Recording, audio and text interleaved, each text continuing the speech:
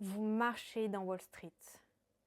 La foule, le bruit et cette lumière verdâtre qui se répandait comme un gaz au ralenti.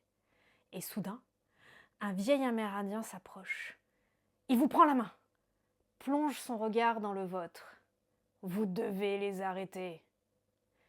Vous vous réveillez en sueur, haletant, persuadé d'avoir rêvé.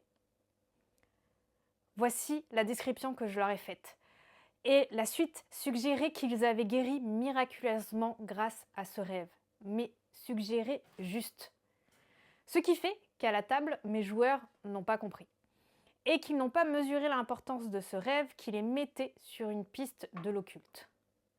C'est là que j'ai réalisé un truc essentiel. Les descriptions, c'est pas juste de la mise en ambiance. C'est la boussole aussi des joueurs. Et si on veut qu'ils ressentent la gravité d'une scène, il faut leur donner les bons repères. Mais pour ça, il faut connaître ses joueurs.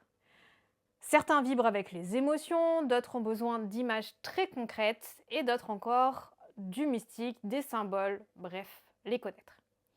On peut décrire la plus belle des descriptions au monde, si cela ne parle pas leur langage, elle tombera dans le vide.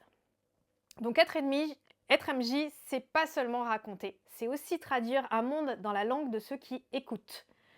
Alors, il faut observer nos joueurs, apprendre leur code et façonner nos mots pour qu'ils touchent leur façon de rêver, d'imaginer et surtout de comprendre. Parce que la vraie magie du jeu de rôle, elle ne naît pas de ce qu'on dit, mais bien de ceux qui comprennent et peuvent imaginer. Alors, est-ce que toi aussi, tu as eu des superbes descriptions que tu avais préparées, que les joueurs n'ont pas compris du tout, ou qu'ils ont compris de travers? Raconte-moi en commentaire, ça me fera très plaisir de savoir ce qui s'est passé un petit peu pas comme prévu dans tes parties.